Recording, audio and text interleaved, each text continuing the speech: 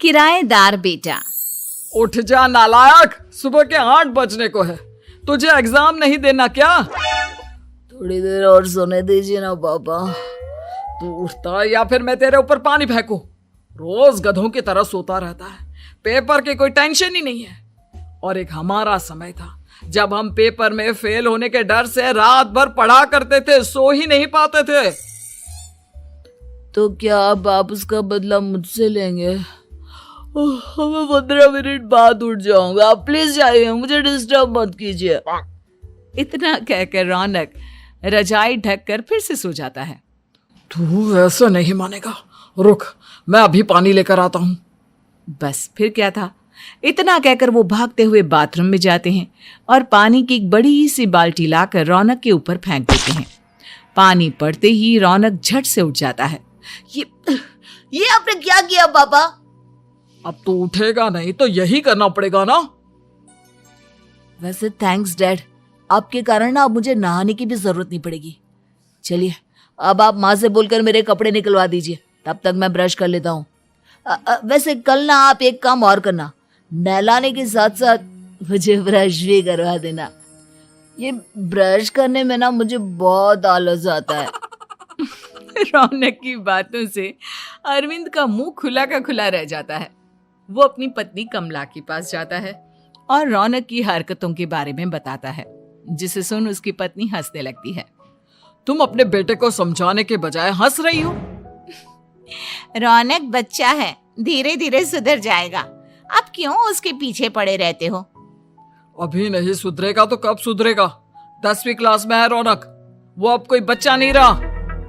अरविंद की इतना बोलते ही वहां रौनक भी आ जाता है। क्या डैड, मैंने आपको एक काम दिया था, वो भी नहीं हुआ आपसे। अरे क्या हुआ बेटा?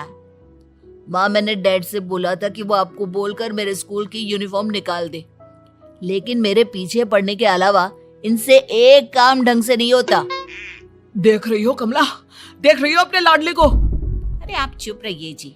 चलो बेटा, मैं तुम्हें कपड़े निकाल कर दे देती हूँ। बस ऐसे ही साल पर साल बीतते जाते हैं, लेकिन रौनक के रवैये में कोई बदलाव नहीं आता। वो पहले से भी ज्यादा आलसी और पूरी तरह अपने माता पिता पर निर्भर हो जाता है। 2 साल बाद पता नहीं कहाँ गायब रहता है पूरे दिन, अब तक तो आ जाना चाहिए था। अरे आप इतनी फिक्र क्यों कर रहे हैं उसकी? दोस्तों के साथ खेल रहा होगा, आ जाएगा अभी। ये कोई टाइम है खेलने का? 10 बजने वाले हैं, इतनी रात में कौन खेलता है? कमला कुछ कहती उससे पहले ही रौनक वहां आ जाता है। मम्मी जल्दी से खाना लगा दो, बहुत भूख लग रही है। तुम्हें तब तक खाना नहीं मिलेगा जब तक तुम बता नहीं देते कि इतनी रात गए कहां से आ रहे हो। ओ प्लीज डैड, अब आप एसी पे प्रद्युमन बनकर मेरे सर पर बंदूक लेकर मत बैठ जाना। अपनी फालतू की बकवास बंद कर और बता कहां से आ रहा है। माँ अब समझाइए ना डैड को। बता देना बेटा, इनको भी तसल्ली हो जाएगी। आप बोल रही हैं तो बता देता हूँ, मैं दोस्तों के साथ मूवी देखने गया था, इसलिए देर हो गई। तो इन सब चीजों में मेरे पैसे उड़ाता है? कभी 1 रुपया कमाने के बारे में सोचा है तूने? जब देखो हवा की तरह पैसे उड़ाता रहता है। माँ अब आप इन्हें चुप करा दीजिए, वरना ना मुझे गुस्सा आ जाएगा। अच्छा क्या कर लेगा? बता ना, क्या कर लेगा तू? वैसे बात तो ठीक ही है, मैं कर ही क्या सकता हूँ। पैसे तो फिर भी मैं आपसे ही मांगूंगा ना।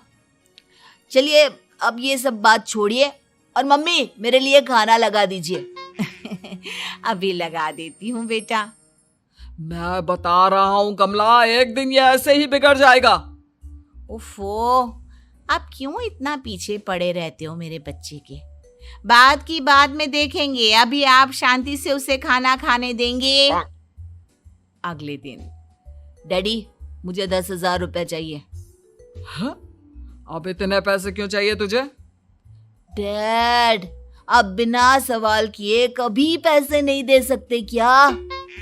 जब तक तू बताएगा नहीं तुझे पैसे भी नहीं मिलेंगे। अरे अब आप अपने बेटे को पैसे भी नहीं दे सकते? नालायक, तेरी उम्र के लोग नौकरी करते हैं और एक तू है जो नौकरी करने का नाम ही नहीं लेता कभी। आप लोगों के होते हुए भला मैं नौकरी क्यों करूं? अरे हम कब तक पैसे देंगे तुझे?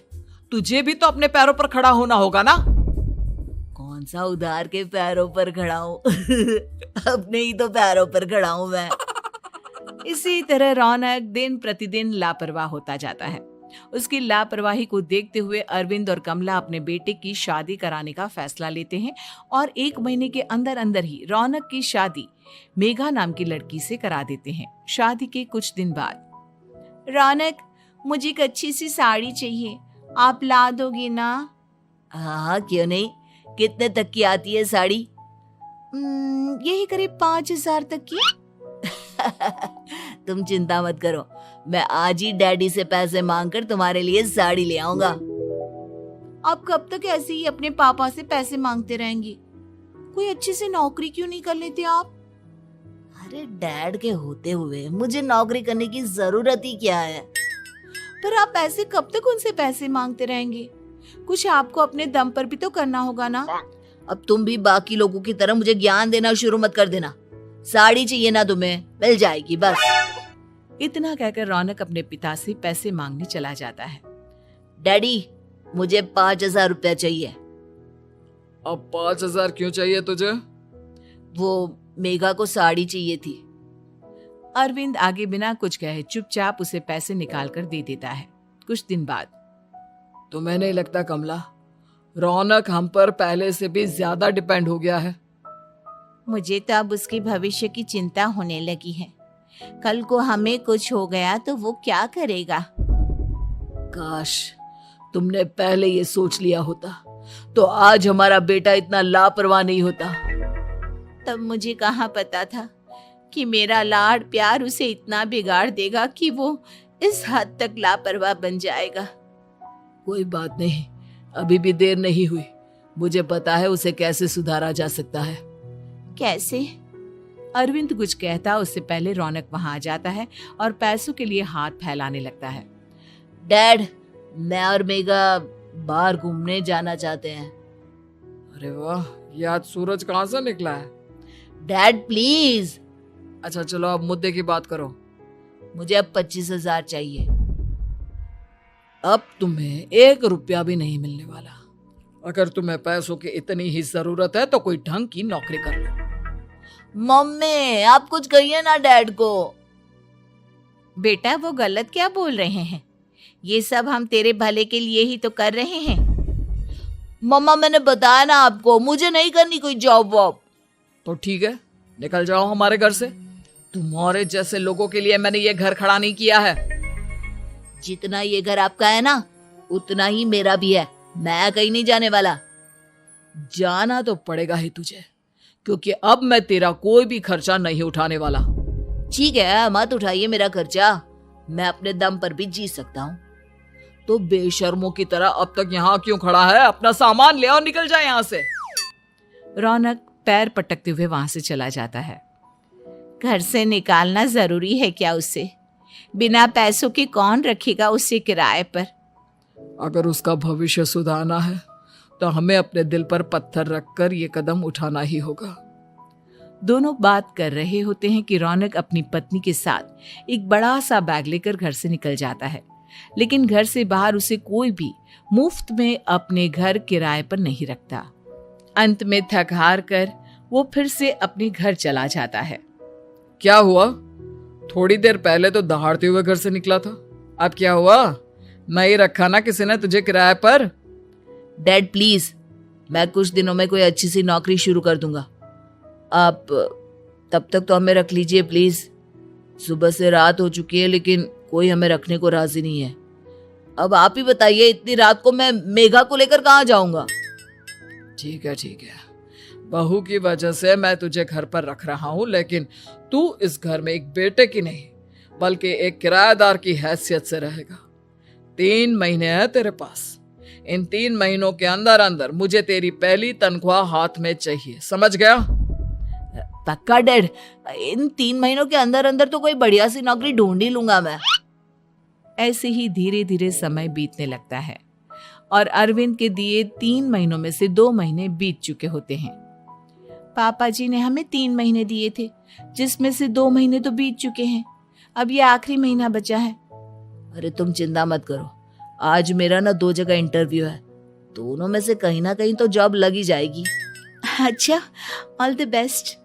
रौनक इंटरव्यू के लिए निकल जाता है, जिसके बाद शाम में रौनक घर आता है। कैसा गया इंटरव्यू? आपकी नौकरी लगी या नहीं? अरे पहले सांस तो ले लेने दो अच्छे से। बताइए ना, मुझसे तो जरा भी इंतजार नहीं हो रहा है। वो दरअसल बात यह है कि मेरी नौकरी तो लग चुकी है, लेकिन पैसे बहुत कम है। कितने पैसे हैं? 15,000। इतने में अरविंद और कमला मिठाई का डिब्बा लेकर आ जाते हैं। बधाई हो बेटा। हम जानते थे तेरी जॉब जरूर लगेगी। लेकिन मेरी सैलरी बहुत कम है मम्मा। कम है तो क्या हुआ, धीरे धीरे बढ़ जाएगी। हाँ बेटा, हम तो बस चाहते थे कि तू अपने पैरों पर खड़ा हो जाए। मतलब अब आप मुझे घर से नहीं निकालेंगे? नहीं, ये सब हमने तुझे जिम्मेदार इंसान बनाने के लिए किया था। Thank you mummy papa. अगर आप दोनों ऐसा नहीं करते तो मुझे कभी अपनी जिम्मेदारियों का एहसास तक नहीं होता। आज आपने मुझे सिखा दिया कि इंसान का अपने पैरों पर खड़ा होना भी जरूरी होता है। इतना कहकर रौनक झट से अपने माता पिता के गले लग जाता है और अपनी कमाई की पहली तनख्वाह वो अपने माता पिता के हाथ में सौंपता है। इस तरह रौनक एक गैर जिम्मेदार व्यक्ति से एक जिम्मेदार व्यक्ति बन जाता है।